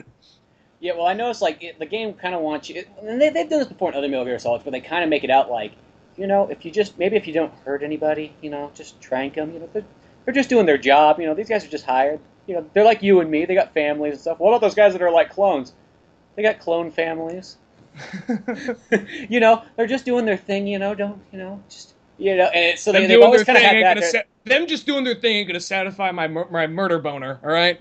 The only one that's kind of like Metal Gear Solid, the original one, not the Twin Snakes, but the original one's like, it's okay, fuck these guys. You don't got a tranquilizer gun, snap their fucking necks. Like, whatever, who cares? Keep going. And then 3 was the one where it's just like after you killed a bunch of people and then you're in like the Sorrows area, it's just like, It makes you feel bad. yeah, it's like, all these guys you stabbed in the fucking neck brutally. Yep, you gotta see him again. If you got it, yeah, because that's like it. Literally, like you walk past this river of death of everybody you killed, and they're all walking by, like the ones with slit throats, or just like blood shooting out as they walk by, and which that's effective. I think that's kind of cool. I mean, it's one of those things. The first time you see it, it's really cool, but like when you play that game, times, you're like, I get it, I get it. Can you just kill him? But no, you have to go down to the Sorrow. You got to use the tooth to revive yourself. But no, I was wondering, if you don't kill anybody, and if you just go through there, is it like nobody shows up? Like, oh, that was short. Or do you just walk aimlessly for 10 minutes down like a river? Well, yeah, exactly. Well, it's one of those ones because, like, you get a trank gun in Metal Gear Solid 3, but, like, it just doesn't seem to work as well as 1 and 2. So I just almost never use it in that game. Because the one they made 3, like, this almost makes it easier, because in the first 2 Metal Gear Solid games, you got to grab the guys from behind. So if somebody turns around on you, it's mostly like, fuck, because then you're kind of screwed, because then he sees you and goes, boop! And then next thing you know, you flip the guy over, and the alarm probably already sounded off and everything, and now you got to deal with this problem. Dun dun dun dun dun dun dun dun dun dun. Where 3, it's like if the guy turns around on you, more. you just fucking grab the guy, spin him around, and cut his throat. You're like, fuck you, bitch, try to sound that alarm. And it almost makes it kind of easier, because 1, it's harder for them to radio in, because they can't just instantly press the button. You could shoot their radio. That's another thing. They don't have this. You can't shoot out their radio in this one. I guess that's true. And this Maybe one, you could. I noticed this one, it's like, there's not like, they don't have just like a continuous amount of troops that generally come in, excluding a couple areas. It's more just like, there's 5 guys, they could sound the radio, but it's not going to help them any good. But one thing I will say, what do you think about the punching combat in this Metal Gear? I like it. It seems kind of like, I mean, it's not amazing. It's different. Where the other one was just like so simple, just ha spin kick, and now this one it's a little bit more of kind of like, it's a lot more. You can see they're trying to do like a little bit of a Batman thing, or a little bit more of maybe even like, because it seems to be more like, it is very simple, just slap, you're down. But it seems you have to do like a chain. If you do a chain of them, you can get them knocked out real quick. If there's a couple right in a row, The only thing that I don't like about it, I think, because it's all in one button, is, have you had this problem before where you run up to a guy and then you accidentally tap it a little tad bit too early, and then Snake stops and does the slow punch, and then the guy just stands there and goes bop, bop, bop, bop, bop, bop, or just right at you, and you're like, fuck. I've had that happen like one time. See, that's happened to me a couple. I mean, not like so much that's like a constant problem, but just enough that like sometimes like, I mean, I guess you just gotta wait till it says R2 so you can grab them. But I almost wish that button wasn't necessarily the same button as punch in a sense. Mm-hmm. I mean, I will. The rest of it's all fine. It's just that every once in a while I've had that where you do that, you punch, and the guy just looks at you and then just starts fucking firing at you like nobody's business. I will say something I like about the game is it makes you feel kind of like, I guess I feel like if I ever fucked up, it was on, if I failed a mission, it wasn't some fault of the game, it was my own. Because I've had times where I've gone on a mission and I've just got careless and just fucking ate it horribly in the first time. But then like I went there the second time and just did it just a little bit different, and just the slightest turn of events just made me get by unscathed. And I feel like that's kind of cool, because I remember going in, there's this one compound. I mean, I guess it all sounds the same. I went in there, killed this one guy, but I remember just the smallest things, like just the amount of improvisation you had to do. Like I remember these guys called in some security. Like I went in, I did like an airstrike on these guys, was going shooting at some of them from a distance. Like, where the fuck is he? And all of a sudden, like a backup car is coming right by me. I'm behind a rock. I just tossed like a grenade. Fucking grenade hits that combat car. Blows it up. They're not even dead. They're just kind of little dazed. Like, oh, what the fuck? I throw a second one, blows that fucker up. Then I just run in there by that point. Like, when I reach, like, somebody, they literally throw their gun down. Like, oh, don't kill me. And then I felt kind of like a bastard. But I'm like, well, chances are, if I take this guy back to my base, he'll be a fucking puss. And it'll just be a race to resources. So I just shot him in the fucking head, That is the one thing though. Like, if we could talk about the positive stuff of it, it's when you are invading these bases though. It's cool how many things you can do. Like, yeah, you can call in your helicopter to come by and assist you, and they'll come by and just start firing away, which is pretty badass. I love that you can chuck a grenade like over to the right, and it'll blow up, and all the guys will run that way, where you can stand there from behind and just wait for them to come out and pick them off because they're going towards the noise. Yeah. Small things like that. Or, yeah, blowing up. I love chucking a grenade at, like, cars as they come at you, blow those things up. There's just a bunch of small, neat things on, like, how you can take that base. It's cool how you use your binoculars. Now, this was in Ground Zeroes, where you can, like, mark all the guys so at least you know where they always are. Because the one thing Metal Gear's done, too, is it's got away from the radar, In Metal Gear Solid, in Metal Gear 2 and Metal Gear Solid, you relied heavily on that radar. And also Metal Gear Solid 2. The radar was very important. And that was more due to the fact of the way that the camera worked in the game, because you couldn't always see everywhere, so the radar kind of made up for that, just with the locking camera and everything. And it was like, I remember when 3 came out, and you didn't have a radar, that my very first time, for the first couple hours of playing that game, it was like, you were just sneaking by like, oh fuck, no radar. And they would kind of blend in too, so you don't have to just kind of go in the bushes and just stare there for like 3 minutes. But one thing I will say about this, it's totally fine. It's the part thing of the about game. 3 too is you forget too is on that original version they didn't have like the 3D camera either. You still had the Metal Gear Solid 1 and 2 camera, where you could just press the joystick up and it moved the screen a little bit, or move the screen a little bit. Yeah. So, because until Subsistence came out, so you didn't have that. And it was only, but about halfway through that game, though, you kind of got used to it, of not having that radar. I mean, you had that little teeny radar that you could open up that would show the dots on there, the sonar or whatever they called it. Yeah. And it was just over time you got used to not having the radar in 3, and then I think in 4, it doesn't really have radar in it either, which is kind of strange. I mean, there's always something you can pull out, but you almost get more and more used to not having it. Yeah. No, I totally... I will say that like there is that thing where once in a while you'll be scanning a whole base. You'll be scanning a whole base, trying to pinpoint every single like soldier, and then once you tag them all, you've been there. Then there's like the one guy that's in a weird corner that always fucks you. But I mean that's something small. That's to be expected, So I'm like, there's probably one I missed. But fuck it, that happens, I guess. Yeah, there's always that kind of thing because since you don't have that radar, it's whenever you go into buildings, I know that's always like the kind of the scariest part about that game because. On the outside, you can always see everybody, but the second you go inside, you don't have that radar. You didn't mark any of these guys because they're inside a building, and that's always once in a while, Master Miller will come in and say, "Snake, be careful if you go in a building.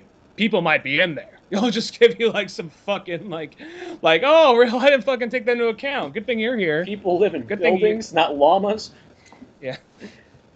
Well, going into the other game that came up, like that Mad Max game, I kid you not. Once you're done with Metal Gear. Get that one. I will say this, so far out of the 2, I like Mad Max a little bit more. That's saying a lot. Yeah, I mean, I know, it's one of those ones that, it sounds kind of weird because you're like, at the same time, it's like, well, Mad Max is a big series that I really like a lot too, but Metal Gear Solid's almost like, I consider that like sort of the pinnacle of video games, just about.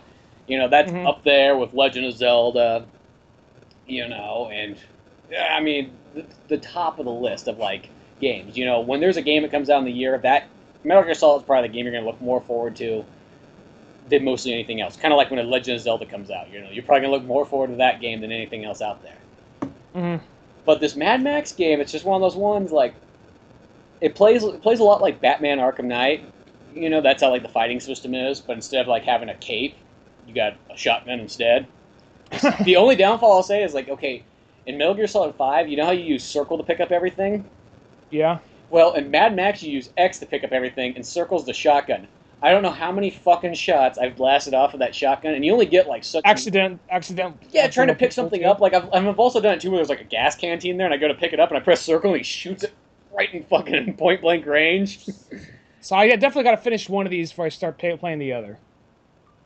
Yeah, you don't want to do what I did and start both of them. But, like, it was one of those ones, like, I got to a point in Metal Gear where I was like, I just... don't want to go running around right now. I'll just start up Mad Max, just to see what it's like. Then I can talk about it on the podcast and everything like that too. That was my other thing. But that one's pretty sweet the whole way through. I mean, yeah, it's you're in the open world area. You got your main missions to go to. You got your side missions, and then you got all the little shit along the way that you can kill and destroy and pull down these towers and go into like some kind of raider-like bases and take those guys out, blow up oil fields and so on. But it just feels like, at least in that game, it's pretty continual. You just kind of go from these story missions, and as I said, you're in this car that drives really fast. The controls are pretty much the same as Arkham Knight. You upgrade, and the whole point of this game is you're almost like, you're just working on this car. The car is almost like your main thing. It's just like, we got to get the car stronger so we can get to Gas Town, And along the way, you got to, you build these parts. They kind of found a way. They throw this kind of hunchback guy in there. His name is like, it's Chum Bucket, which just literally sounds like, "Come Bucket, get over here." Like he's not only your mechanic and your Igor, he's also just your fucking like fuck pit. Just get over here. Open your mouth. Like, I don't want a Mad Max. Open your mouth. It's not Cum Bucket, it's Chum Bucket. You're Cum Bucket now. But it kind of makes sense. They throw this guy in here, and what he does is he sort of like rides in the back of your car, and he's always the guy upgrading and stuff. So he's really just, you find him out in the desert, and he's just this guy who just wants to be your friend. You almost like enslave him, not technically, but it's that sort of thing like, build me my car, boy. And like, but it kind of makes sense in the way the game plays, because he rides in the back of your car, so that when the car starts to get damaged, you just like pull over, and he'll just start fixing it like there. So it kind of like repairs it like along the way. And then he also has other things too, like you get a harpoon gun at some point, and he fires it off the back, or vice versa. Whenever you leave your car, you can kind of call him, like your fucking horse in Metal Gear Solid, and he drives up in it. And then you're like, out of the way, you get in the back where you belong. Get your fucking mitts Open your face hole, I need something to fuck. There ain't no fucking women out here. Well, if there is, there are very few of them. I like how even in Australia, we just give them a redneck accent instead of, as opposed to Australian accent, which they on record have in all the movies. Yeah, well, because they're always in Australia, but I know, that's what I'm just, yeah. Okay. But no, this one just, it feels like there's continuous. Where Metal Gear Solid, there's always those like lapses from like getting to point A to point B. This one, yeah, you're driving from point A to point B, but it just doesn't feel nearly as long. And there's a lot of like quick warp points. Like you get these balloon towers where you do a hot air balloon, you go up, and then it views the entire area, so you know where everything is in this one region. Sort of like, I guess, in like Assassin's Creed, how you climb those tall buildings. That pissed me off in Assassin's Creed. That just annoys me after a while. No, fuck you. Just show me on the map. Can I just get one thing? Like, it just kind of annoys me sometimes. You're like, all right, now you're here. Go to this one. That's the kind of shit that just, it doesn't kill it for me, but it's one of those. It's like, I don't know. There's a time in a game where, I like this game too, but like Wind Waker. Like how at Wind Waker, every square on the map, you had to stop, find a fish who's hopping around. Yeah, feed and then, him. Like, get a fucking piece of that map, and they do that everywhere, so that way we know where everything is. Like, go to this place. Well, I don't know where the fuck that place is, because I don't have that map, because I had shit to do that day, Exactly. There are small things like that, because those balloon things, they take a little bit of time. I mean, mostly all these areas are worth stopping at, because you pick up these spare parts, so that you can build, your character in your car. So it's almost worth stopping for that. I mean, is this one much more Fury Road than it is original Mad Max, or is it a little bit of like everything? It's kind of like a mix of both. I'm kind of hoping that you'll start running into things like some Thunderdome type stuff, because that's the one Mad Max I always kind of wonder it's like. Because that'd be sweet. I mean, maybe story-wise it wouldn't make any sense, because like, I don't know if it's supposed to take place before Fury Road and after the Road Warrior or what. Or before even... Is Fury Road the fourth one, or is that... Because I heard at first it takes place between 1 and 2. Then I hear that it's, like, number 4, so I really don't know. And as far as I know, maybe George Miller has come out and said something about it, but I don't know. I think that it technically takes place... Okay, because for the longest time... And now I'm starting to get confused, because in the game it's confusing me, too. You find a picture... Because, like, your car gets stolen off the very beginning, sort of like in Fury Road, and... They take it and they just chop it apart, but you go into the base and you like start busting skulls, and next thing you know, you pull the picture up and it's got the wife in it, but he's got a daughter. And I was like, wait a second, he has a son in Mad Max. And then he was like a toddler too. It wasn't even like a full grown, wasn't even like a kid. It was a little baby, wasn't it? Well, yeah, but this is where I started putting 2 and 2 together. Okay, you know how in Fury Road he keeps visioning this little girl? Is that supposed to be? Did they change that boy to a girl, like, in the storyline? Because at first I just assumed that was supposed to be one of the little kids from Thunderdome.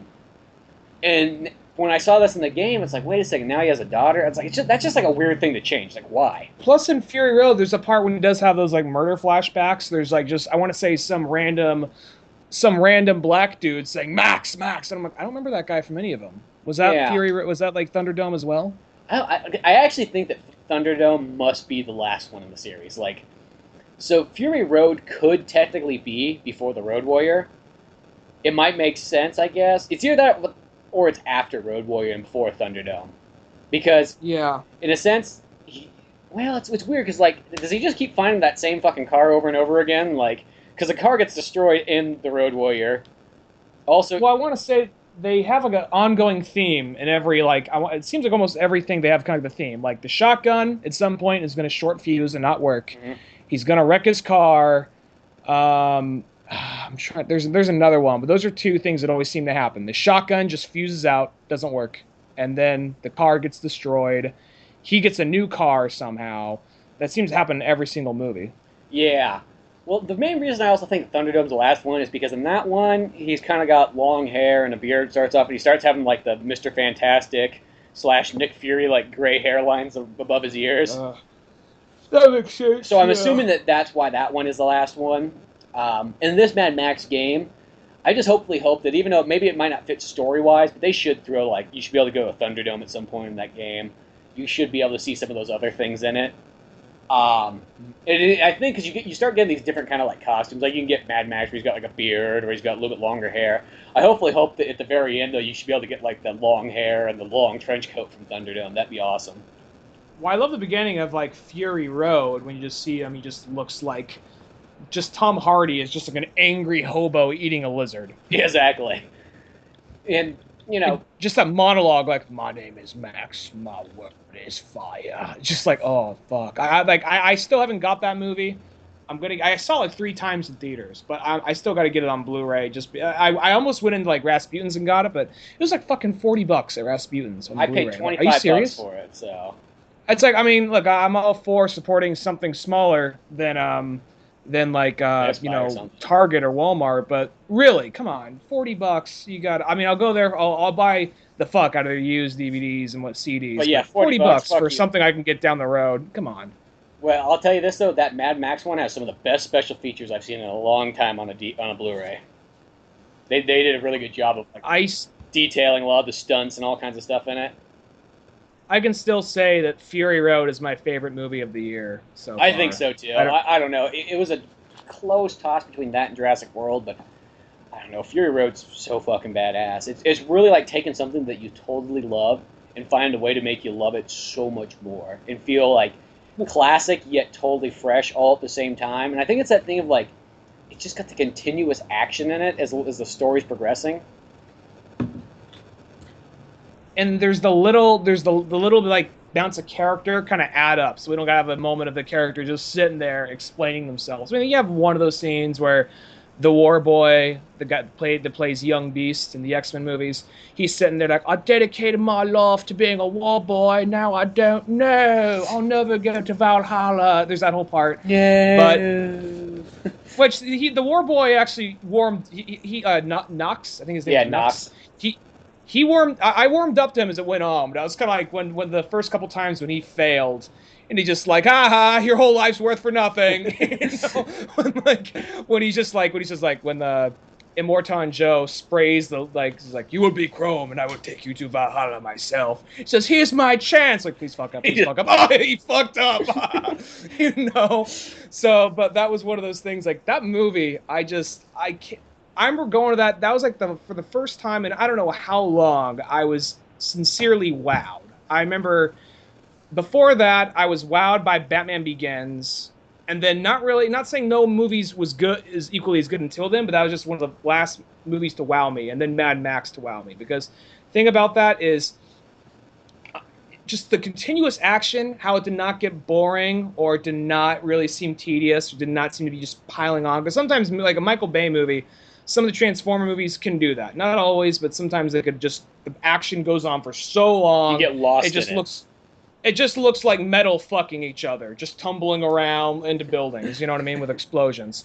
So it looks like giant, I mean, don't get me wrong, there are the best parts of the Transformers movies are when the robots are fighting, but there are moments where it goes on for too long, where it just looks like just masses of metal just colliding and fucking with explosions going off behind them.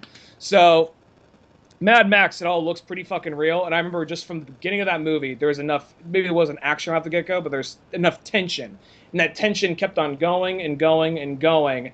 And then when it has this abrupt stop, right? When it's going through that, like, they go through the sandstorm, it flips over, and the music finally cuts and kind of fades out after this, like, once the sandstorm chase is done.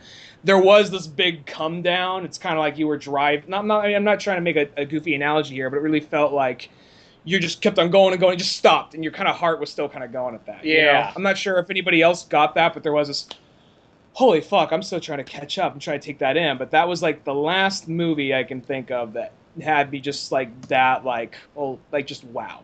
And I think the thing about that movie too, we just haven't had a movie in a long time that has that much real stunts in it. Because nowadays it's kind of like they CG a car crash, they CG this, they CG that. You know, you get these action movies that technically it's a bunch of people playing on a fucking green screen with plastic swords, you know, slapping their dicks together, and in post they'll edit those dicks into swords and magic and so on. Lightsabers and whatever. Yeah, so it's like, to see this movie where it's just a bunch of real stuff. I mean, yeah, they add CG things into it, and they change the colors of the backgrounds and stuff like that, but whatever. That's, in the olden days, they would have done like a matte painting or something like that. It's just a digital matte painting. But I'll say that, like, there's the whole part where there's like shit, where was I going with this? There's that we were talking about real stunts. Like, how, like, some of the stuff in this movie, it's so extreme, so obscure, it almost sounds kind of like a joke. Kind of like, yeah, the guy's playing guitar, you know, you got all these guys drumming, then he plays guitar, and then, like, he plays guitar and fire shoots out, you know, it just sounds like one of those things, like an internet joke, you know what I mean, or something from Adult Swim, like a character, they just try to make it so extreme that it's just, you laugh about it, but when you actually see it, it's that much more badass, because that was just such a fucking buildup. You saw this huge army, it's doing this panning shot behind this army, you see all these guys drumming, you're just like, oh, okay, they're going to the war drums. Then it pans around, you see a guy playing guitar, the guitar is actually pretty heavy, then what's he do? He just fucking hits a certain chord and fire shoots out. It's just like, and that was all real. That was all real. You're like, fucking mad 70-year-old man said, I want to see someone with a guitar that shoots fire. Yeah, and it's a double guitar with a bass at the bottom. I mean, come on, like, it's one of those movies, I think just by being so extreme and just taking it literally Mad Max to the fucking max, that's what makes it such a badass movie. And I think that in itself is why it will be this legendary movie. And actually, when I first walked out of the theater, I was like, I love the hell out of this. I don't think a lot of people are going to like it, though. I thought it was going to be too extreme for the average Joe. And then to hear when the critics were actually giving it really high praise, I was like, oh, that's kind of weird, because I just didn't think it was going to be a movie that was going to be generally liked. I thought it was going to be something like a Judge Dredd one, or a Dredd one, where it's like, okay, the people that like the series a lot are going to really like it, but everybody else is going to be like, nah. Well, the critics actually, even the critics liked it. That was the weird part. It was like, I just didn't think that, like, it was the critics like Dredd. It was kind of, I'm sorry, I cut you off. Go ahead. Well, I just thought with Mad Max, I'm like, I just didn't think the average audience was going to like it nearly as much, just for the fact of, like, how extreme and copious amount of action and so on was in it. But it turns out, like, everybody seems to really like that one quite a bit, which is a great thing. But I actually, now that you pointed out, I can kind of see kind of parallels to this and Dredd. It seems kind of like this is like the Dredd that worked out, because I think a lot of people hate the Stallone Dredd. So when they said, we're coming out with another Judge Dredd, most of the movie-going audience, in America at least, said, fuck you, we don't give a shit. And then, you know, you got people like us, like, let's give it a chance, let's see what happens. It looks like it could be kind of cool. And then I think most critics, not all critics, but most critics really liked Dredd. Dredd had, like, it's surprising, because Rotten Tomatoes I don't always agree with, but Dredd had, like, 86 or something like that on Rotten Tomatoes. And then, like, it was just one of those things that, like, everyone who saw it liked it, the critics liked it, just not a lot of people gave it a chance because they didn't like the first one. But you know what's the weird thing? I've ran across a lot of people who didn't like Dredd. They're like, dude, I love the fucking Stallone one. I just didn't like that Dredd sequel or whatever. And I'm like, that surprises me. And I've met multiple people that have said that. And I've never met anybody. I met one person that said they They didn't hate it. They're just meh about it. But she doesn't like action movies. So, I get yeah, that. it's like your view doesn't count. Well, it's funny, like on the Mad Max. Your view doesn't count. You don't. Well, like on the Mad Max Blu-ray, it literally says like it says Rotten Tomatoes approved, like at the bottom. Like that's how like well received this film is. Uh-huh. It's one of those things that like I saw somewhere on Twitter that someone said Dread 2 will happen. I saw it 2 or 3 days ago, but you always kind of hear that. We've been hearing about the Metal Gear Solid movie since Metal Gear Solid 1 came out, so we'll see what happens with that. But I really hope this almost seems kind of like Mad Max seems like the Dread that worked out. Where well, I think the difference between enough, though is like Mad Max though never had like a bad movie. It was just all three of them are highly successful films, and it just happened to be a long time since there's been one. And in that period between it, we had a lot of people that kind of like, mostly in the video game world, that made their version of Mad Max, because you had Fallout and you had Rage and so on. You had these things that were very inspired by Mad Max. And mostly, as I said, I don't think there's too many movies. I mean, there was some like knockoffs, but that was kind of where you got your Mad Max fill for a while, was in those kind of places. And I think that's what makes the game kind of cool, to have this Mad Max game. It's like, even though we've had Fallout and Rage that technically did it, we're going to the OG. It's one of those ones like, you know what tops it off even more though is when you full on get to be Mad Max. Even if the game's similar or whatnot, it's just like being actually Max is really cool. It's sort of like when I was a kid, I always wanted there to be a Conan game. And the closest thing I could get to Conan was really like Golden Axe, because if you look at the way that the characters are, it's almost like that's Conan the game. And I think that game's even based, in a sense, off Conan. But if you could get a game that played even just like Golden Axe, but it was called Conan and had all the characters in it, that would almost like top it off. You know what I mean? Yeah, yeah. Like, I think as far as I was going to say the parallel, like you said, Mad Max never really had any bad blood or anything, so people always liked Mad Max. It's just been a while since it came out, and people are saying like there are rumors that the movie was going to be really bad just because Tom Hardy, when we were out there filming, he said like, I don't know what the fuck's going on. This is because I guess George Miller was very kind of like, told him he was on a need-to-know basis. Okay, you're mad. I'm mad? Yeah, and you're driving this car. Point, you want the gun. Point, snap your fingers, point, you want the gun to get the girl, you know. So he was very kind of, so a lot of people are like, what the fuck are we making? And then when like the movie came out, Tom Hardy himself actually went up to the premiere after the movie and went to George Miller. He says like, I'm sorry for doubting you. That was a really good movie. I was confused the moment, but that was, yeah, good.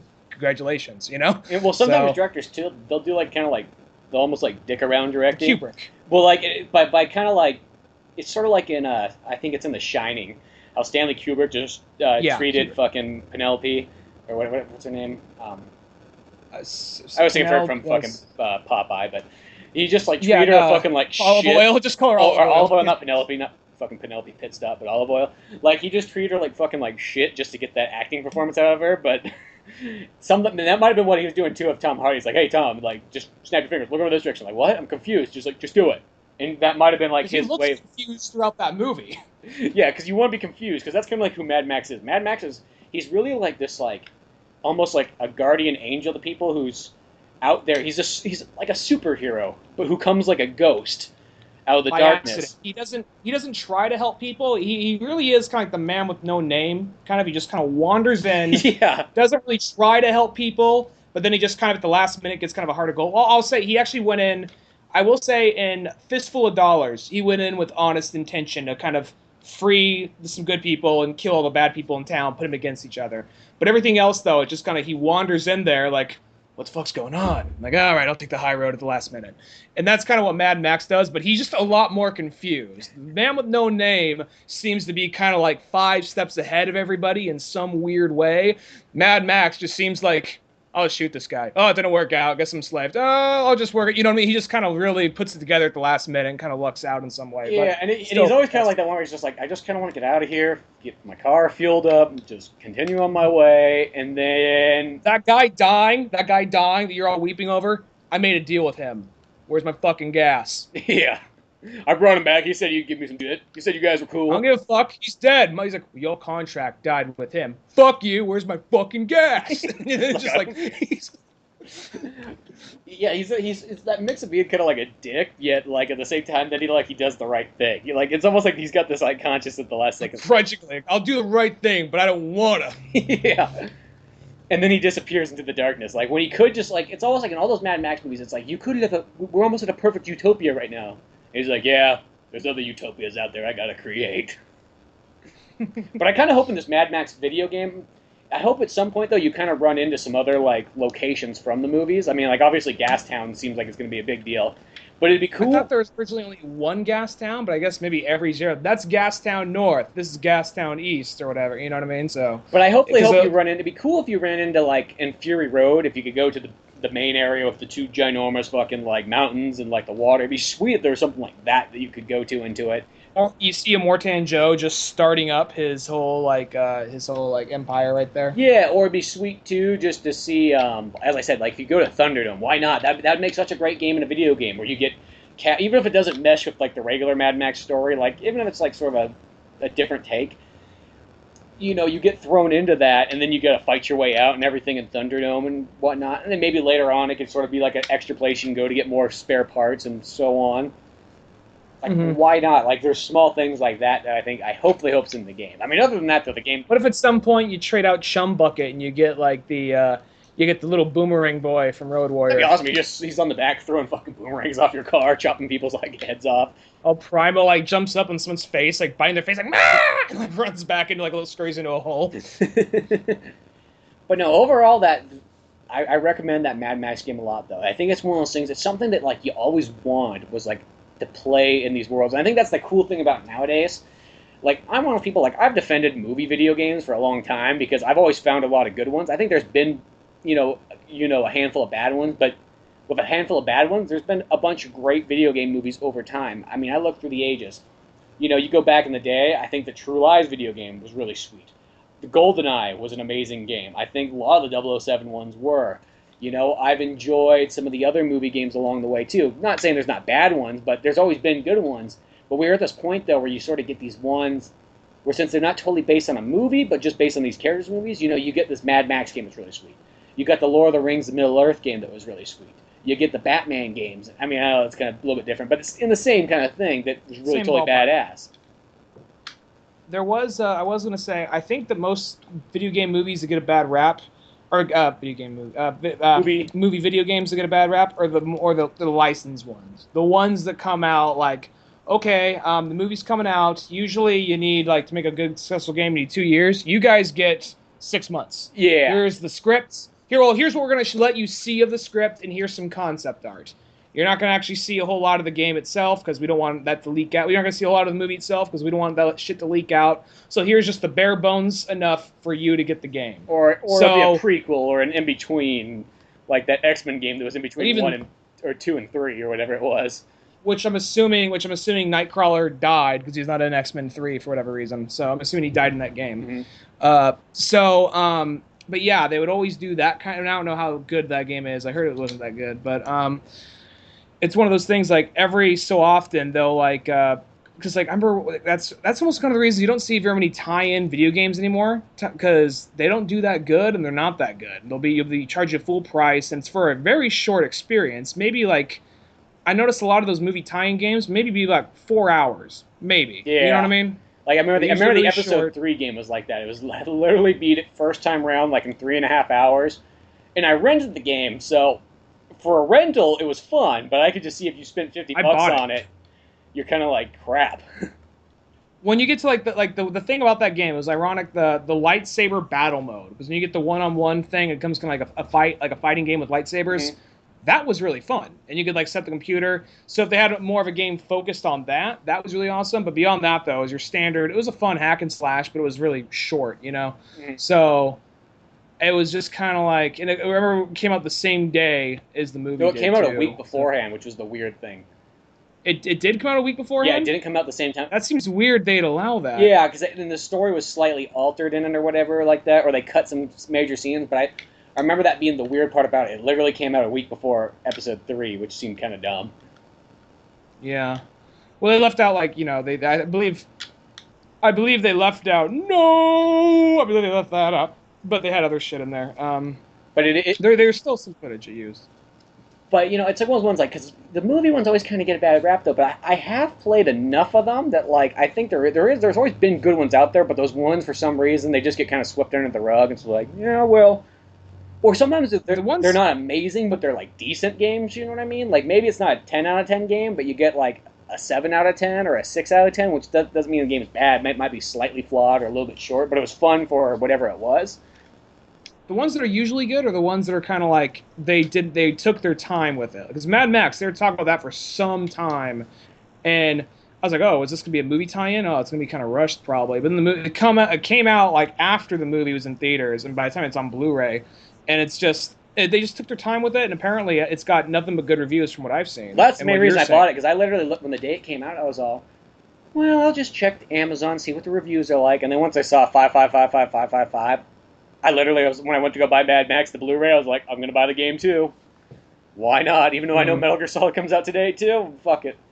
And I kid you not, I'm actually having a little bit more fun with Mad Max over Metal Gear Solid. Not bringing Metal Gear down, but Mad Max just feels like the flow of the game is very smooth. Like you're going across, like if you're in Wind Waker and you get the good wind going, not the shitty wind that's kind of like half-ass taking you across. Sometimes Metal Gear Solid feels like I'm getting the shitty wind that's like not taking me across as well.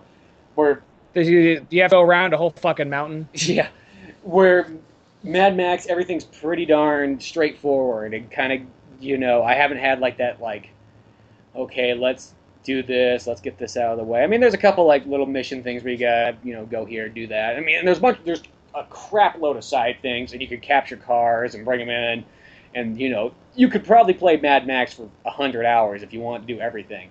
But hopefully, I'm hoping that it'll be around like maybe a little bit longer than the Batman Arkham Knight kind of like storyline. Because to me, I guess the older I get, I seem to just enjoy these linear style games, and I like my gameplay to be around anywhere from 10 to 15 hours, give or take. That to me is the best length of a game.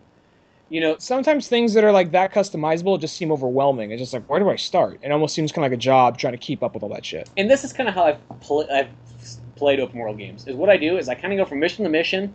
And if there happens to be some side stuff along the way, I'll go there. But I'm not generally going to drive out of my way to do it, unless it seems like it's really important or something like that, Yeah.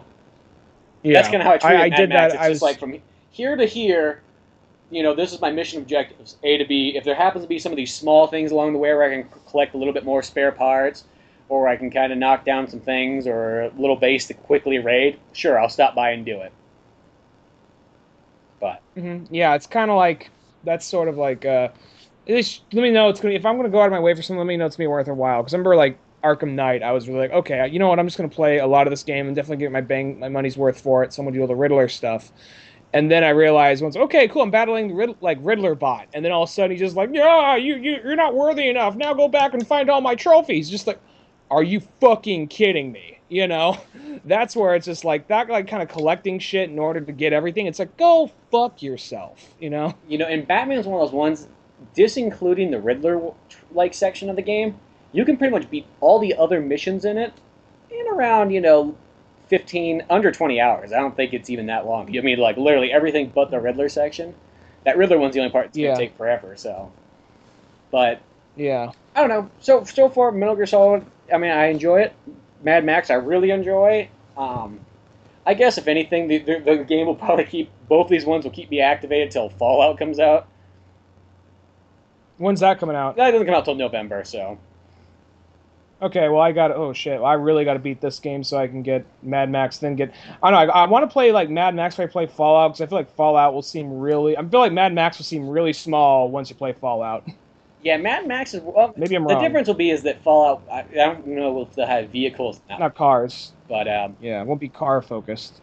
But, the only other thing I know is coming out in between that I'll just get anyways, but it's more of like a game you probably don't have to sit down and play a copious amount of hours, is the Mario Maker. Yeah, that one just seems... I mean, now you can play Mario... When I just saw it was like old Mario or new Mario Brothers, like, okay, well, that's cool. But then I saw, I was like, oh, it's Mario 3 and Mario World, and you can drop villains in there and other characters from other games. Like, okay, I'm interested now. Literally, the Mario World thing, I think, is what sold me on that game. Because that's my favorite Mario game of all time right there. Yeah, so. And I think I did the same. That was just like, you can play Mario World and make levels like that?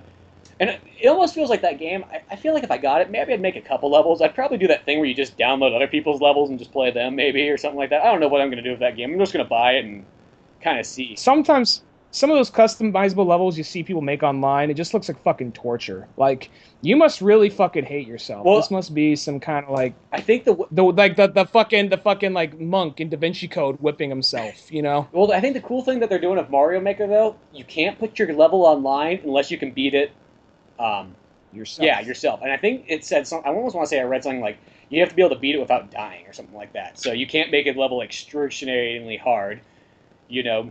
But I think that's kind of a smart way to go about it, is like, if you can beat it, then it can go on there. Because that's, you know, you're not just making a cheap-ass level just to screw people over. You know, like making an area where it's like, oh, clearly, no matter what you do, Mario can't jump that far, or something like that, you know what I mean? So I think that's kind of a smart way to go about it. But it's something to look for. Plus, I'll probably put in more of like a puzzle-solving thing, because now I'm thinking about it, people probably intentionally put in like a raccoon hat or a cape feather or something like that, so you can fly over something. So it'll be probably a little bit more puzzle solving. Yeah, maybe put like a secret block in there or something like that. Some stupid that you'll just person the game at. Yeah, just so you, rather than just like obstacle stuff, it'll just be like, okay, well now you have to think. Now this item is here for a reason, so I got to use this item and this item only. You know? Yeah, exactly. Well, that's probably a good place to leave off with. God knows how long this podcast is because of like all the broken up sections of it, but. Till then, go to oldmanorange.com.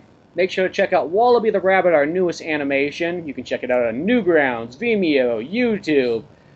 Our best one yet? Daily Motion, yeah, all kinds of places. Submitted it to 2 film festivals so far, so we'll see what happens. Which ones just submit it to? There's one in Portland, Oregon that I submitted it to, and there's one in Portugal. Why Portugal? The submission was free. Which probably will be confusing. They'll just get some weird British cartoon down there and be like, what? I'm confused, yeah. But so I've just kind of submitted to some things. Goal is just to kind of submit to a couple things each week or so, give or take. I think these things don't happen until like next year because they're always like so far in advance, but whatever. But yeah, check that out. And until then, I'm Spencer Scott Holmes. I'm Ryan Dunigan. We will see you some other time. Later.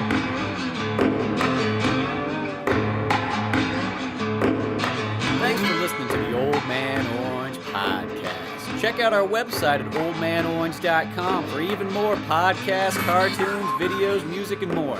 Send us an email at oldmanorangepodcast@yahoo.com. Be sure to subscribe, share, rate, and review us on iTunes, Podomatic, or any of the other fine sites we might be located on. If you want to help out even more, click on the Amazon or GameStop links on our webpage before you make any purchases there. It won't cost you a penny, but it sends us a little something our way. Thanks again, and tune in next week for more Old Man Orange Podcast.